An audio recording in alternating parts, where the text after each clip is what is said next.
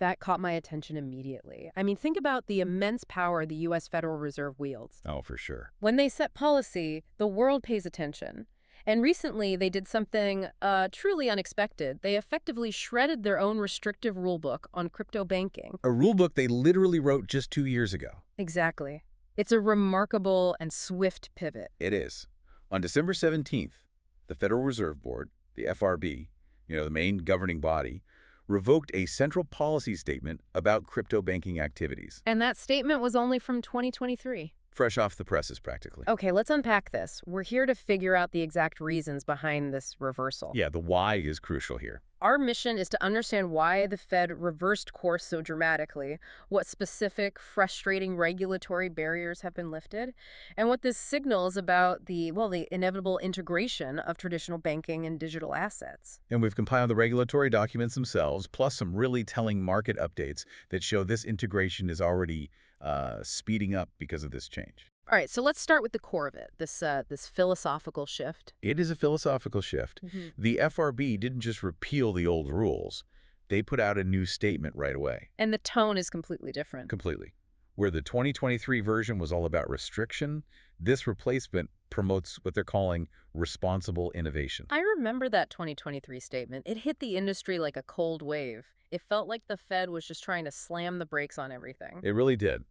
And its explicit target was essentially to keep state member banks, the ones the Fed directly supervises, on a very short leash. So they were limited to the same narrow activities as banks under other federal regulators. Exactly. It was about creating uniformity, but, uniformity and caution, a cautious restriction across the board. So why the reversal now? Did the risk profile suddenly just change overnight?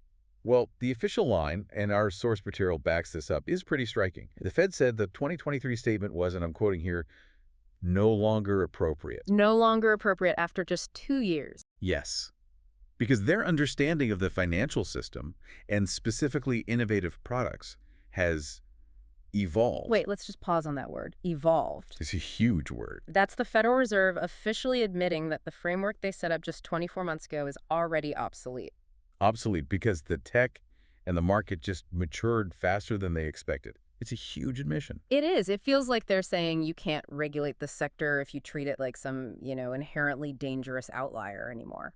And you can see that thinking reflected in the statements from Supervisory Vice Chair Michelle Bowman. Right. What was her take on this? Bowman emphasized that new technologies bring efficiency and, better products to customers. She framed the goal not as deregulation, but as modernization. So her mandate is to keep the banking sector safe, but also make sure it's modern and effective. Exactly, by creating a clear, responsible path forward for these innovative services. It sounds like they are trying to thread an impossibly small needle. A needle the size of a planet, yeah. Letting banks be competitive and modern while, maintaining these ironclad safety standards. And the net result is a complete shift in attitude. The new policy opens the door for supervised state member banks, both insured and non-insured, to engage in certain innovative activities. So the philosophy moved from no unless proven safe to something more like yes, provided you meet our standards. That's the perfect way to put it. Okay, so now that we understand the philosophical shift, let's drill down into the paper itself. What actual concrete barriers were just removed? This is where we get into the bureaucratic pain relief for these institutions. Pain relief, I like that. So what were the hurdles? The 2023 guidance created 3 distinct heady hurdles. First, they yanked the Novel Activities Supervision Program. Oh, right. That was the special penalty box for anything crypto-related. That's a good way to put it. It shunted any crypto activity into a separate, slow, and hyper-cautious supervisory track, totally separate from the regular process. So if a traditional bank wanted to offer, say, crypto custody, they had to enter this whole other complicated program. Exactly, a huge logistical nightmare. Second, they got rid of the supervisory non-objection procedure. Ah, that sounds like pure regulatory quicksand. It was specifically for banks engaged in dollar token activities. So stablecoins. Right. If you wanted to touch dollar-backed digital assets, you couldn't just notify them. Yeah. You had to get explicit permission, a non-objection, using this very restrictive framework. And the rationale for all this was risk. Always risk. The old policies just hammered on the inherent risks, Volatility, money laundering, operational vulnerability. And that high-risk label was the key, right? Because that's what they Yeah, used to deny access to master accounts. precisely. That was the justification. So for anyone listening, maybe you can just clarify what a master account is and why being denied one is such a huge deal for a bank. Of course. A master account is, it's basically your bank's direct checking account at the Federal Reserve. Okay. It lets you settle transactions directly with the Fed, instantly, for free. If you don't have one, which the Fed made sure dedicated crypto banks didn't, Then you're stuck. you're stuck using slower, more expensive intermediary banks for settlement. It makes your business model exponentially harder. So with this special framework gone, what happens now? How are crypto activities supervised? They shift back to the standard supervisory process, Just like any other new financial product. just like a bank getting into currency swaps or derivatives. It eliminates that special need for prior notice or non-objection. It just falls under the regular compliance review. That is a fundamental procedural win. It really is. It standardizes the process, lowers barriers, and it has to improve the odds of approval for any institution that's, properly managed. And it's not an isolated event. Our sources noted this is part of a bigger trend. Earlier in 2025, the Fed also quietly removed reputation as a formal barrier for master account access. Wow, that's huge. It is. Removing reputation means the Fed can't just subjectively veto an applicant because they don't like the vibe of the crypto sector. Right. They have to base rejection on measurable risk parameters, Yeah. compliance, capital, stability. It's a move toward fairness. It really is. They're formalizing the rules of engagement. That sounds like the Fed just gave a blanket green light for every crypto pipe dream imaginable. Well, this is where we have to introduce the crucial caveat Right. as we move into this next part of the discussion. This is not a free-for-all, is it? Absolutely not. And that's a critical nuance. The special gate is gone, but the high security fence around the main building is very much still there. Meaning the Fed and its regional banks still have broad discretion. Broad discretion to deny any application based on their standard risk assessment. So applicants still have to prove their mettle. The standards are high, even if the process is, let's say, normalized. Exactly right. You still have to demonstrate robust risk management, solid compliance, and stability.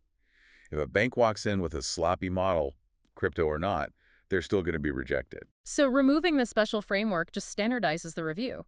It doesn't lower the quality expected of the applicant. Not at all. And we have clear precedent for this. The court ruling, right? Yes, the source material reminds us that those early master account denials to custodial banks, they were upheld by a court ruling back in 2025. So the courts confirm the Fed has the ultimate power to say no. As long as that no is based on legitimate concerns about safety and soundness. So this raises a big question for institutions. The Fed is basically filtering for mature, well-run actors. That's the entire point. They're signaling the asset class is acceptable, but only if you play by the traditional, established rules of risk management. They are replacing ambiguous, crypto-specific fear with crystal clear, high-quality institutional requirements. If you want to play with the big banks, you have to act like one. Okay, let's shift gears now to the broader market momentum, because this regulatory shift didn't happen in a vacuum. No, it didn't. The industry is moving forward aggressively. And the data we have shows confidence is soaring. We are seeing some seriously aggressive predictions. Take Grayscale and Bitwise, two major institutional voices. What are they saying? Both recently published forecasts predicting Bitcoin will hit a new all-time high and ATH in 2026. That's a huge statement of long-term confidence. And that confidence is backed by cold, hard numbers on the trading floor. Absolutely. The US XRP Spot ETF, Mm. a crucial institutional product, as you know, it reached a cumulative inflow of $1 billion, $1 billion in what time frame? just 1 month after it launched. Wow.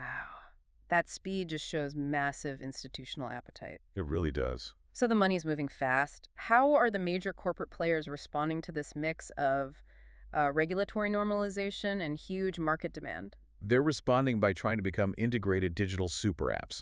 Look at Coinbase. Exactly. They announced a major expansion way beyond just being a crypto exchange. They're trying to become the brokerage of the future. They're adding stock trading, prediction markets, custom stablecoins. And crucially, integrating deeply with decentralized exchanges, or DEX, specifically the Solana DEX. That's a clear signal they see digital assets as the underlying infrastructure for all financial services. It's total convergence. And the integration isn't just a U.S. thing. The sources mentioned companies like GMO Financial Holdings in Japan. That's a fascinating example. It is. They're moving digital assets from a speculative bucket into, well, corporate benefits. Offering new shareholder benefits up to 10,000 yen's worth of Bitcoin. Right, starting with the record date of December 31st, 2025. Digital assets are going from something you trade to something you own as a corporate perk. And we can't ignore the political gravity here either. That is critical. The sources highlighted that Donald Trump recently interviewed Christopher Waller A current FRB governor known to be a strong crypto supporter, as a potential candidate for the next FRB chair. which signals that no matter who's in the White House, prioritizing digital asset views at the highest level of financial governance is now on the table. It puts the issue front and center in presidential appointments, creating a sense of regulatory inevitability. Okay, so to bring us all together, let's connect this domestic pivot to the rest of the world. The US Fed is easing the path, but are other major systems ready for this? That's the big constraint we have to acknowledge. We can look at Japan again. Their regulatory system is trying to be progressive, especially on taxation. They're moving to separation taxation for crypto, right? So crypto gains would be taxed separately, often more favorably. They are. But the transition is now expected to begin in January 2028, Which is a delay from the old forecasts. a significant delay. And it shows that even proactive regulatory systems are finding the institutional prep work to accommodate this asset class is immense. The will might be there, but the infrastructure takes time. That's a really profound counterpoint. The Fed can remove a few bureaucratic roadblocks overnight, but building the global infrastructure for taxation, for reporting, that takes years. Precisely. So if you connect all these dots, the Fed's move, combined with political interest and that aggressive corporate expansion from Coinbase, it all suggests that institutional integration is accelerating. Regulators are accepting they can't stop it. So they have to focus on controlling how it integrates through standardized, high-quality banking practices. So what does this all mean for you, the listener? The Fed hasn't greenlit every wild crypto proposition out there, Far from it. but they have formalized a less hostile, more standardized path for supervised banks to engage in these innovative activities.